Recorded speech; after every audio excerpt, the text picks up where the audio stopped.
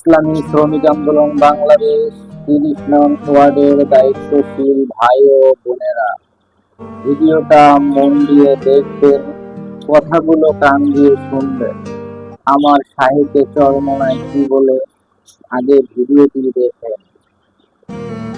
আজকে থেকে নিয়াত করতে হবে, আমার ওয়ার্ডের মধ্যে ইসলামের পক্ষের যতগুলি ভোট আছে সমস্ত ভোটকে কালেকশন করতে হবে, এক বাক্সে এক জায়গায় নিয়ে আসতে হবে। এর জন্য হাতে ধরবো, পায়ে ধরবো, যা ইচ্ছা তাই করবো, কিন্তু ভোট কালেকশন করা চাই। আমার দিমাগের মধ্যে, আমার চেষ্টার মধ্যে, আমার সাধনার মধ্যে শুধু ভোট আর ভোট।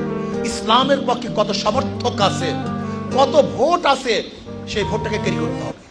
এর জন্য সময়কে বন্টন করেন, সময়কে বন্টন করেন, সময়কে ব্যয় করেন।